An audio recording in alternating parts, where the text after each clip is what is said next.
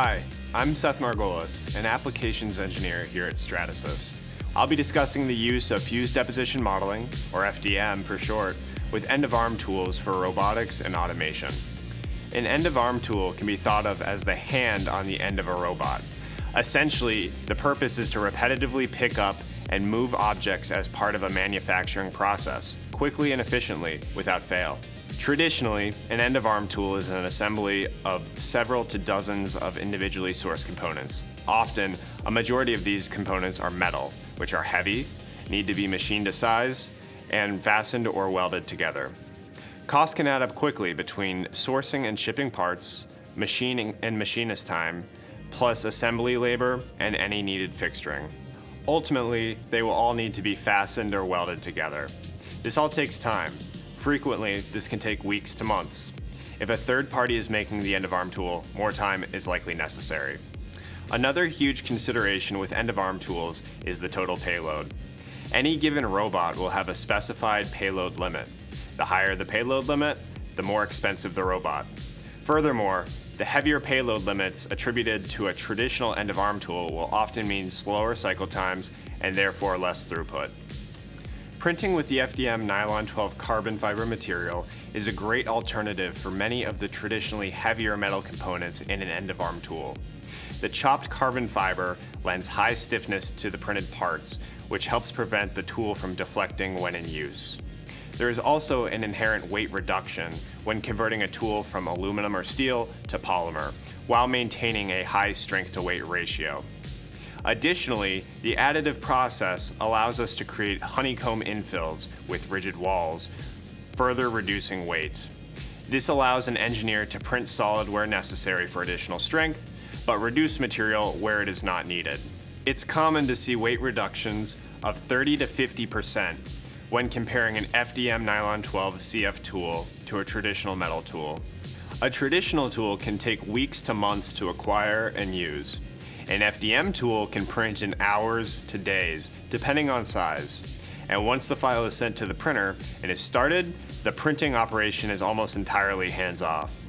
Additively manufactured end-of-arm tools can be 25 to 50% less expensive than traditional end-of-arm tools once factors like materials, labor, fixturing, and shipping are all calculated. If your team has engineers familiar with CAD, they already have the knowledge to design end-of-arm tools. Because of the design freedom 3D printing allows, you can design and integrate functionality in the most efficient way possible. Using threaded inserts, such as heat set and helical inserts, additively manufactured tools can interface with other important hardware as required. Just size the holes in CAD to the insert's specified diameter, and after printing, the inserts can be installed just like in any other plastic. To get started with design for additive manufacturing, or DFAM, on an end-of-arm tool, first consider any critical touch points and attachment interfaces. Also consider the space between them. What is free space for creating the tool? What area is off limits to avoid interference with the function of the robot or tool? Use the answers to guide you as you begin to connect the key features of your tool together to become a solid body.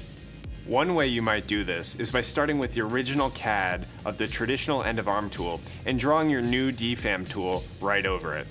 This way, you can convert any critical holes and features directly from the previous tool. Make sure to consider where threaded inserts and other inserts will be necessary, determine the inserts to be used, and make sure to properly plan for installation. This will likely include changing hole diameters for proper reception of these inserts. Also consider what additional functionality can be integrated into the additively manufactured end-of-arm tool. If it's a cobot, would extending the side covers protect an operator from pitch points? If there are tool changes on the robot, would locating features help decrease the time for these changes? Remember, complexity doesn't cost extra with additive manufacturing. Conversely, not everything on the end-of-arm tool necessarily needs to be printed. If there are some components that are inexpensive, readily available, or don't contribute to payload significantly, they may work great with the end-of-arm tool to create a powerful hybrid tool. Make sure to include fillets and chamfers rather than sharp corners for ultimate strength. Include self-supporting angles where possible to reduce support material consumption and print time.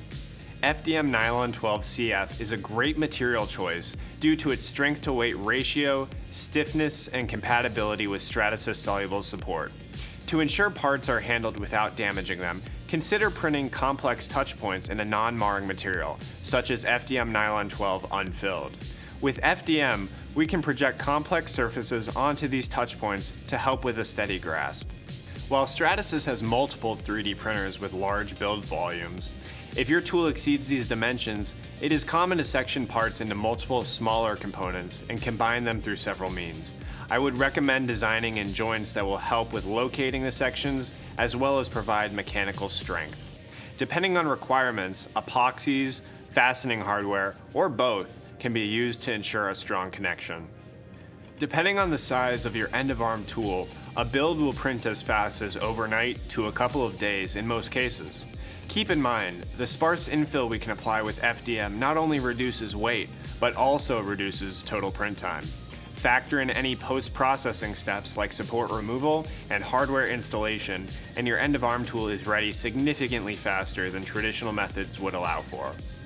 By using advanced composite materials, you can produce complex end-of-arm tools in-house with the proper accuracy and increased functionality necessary to improve existing processes. To learn more, contact your Stratasys representative or visit stratasys.com. Thanks for watching.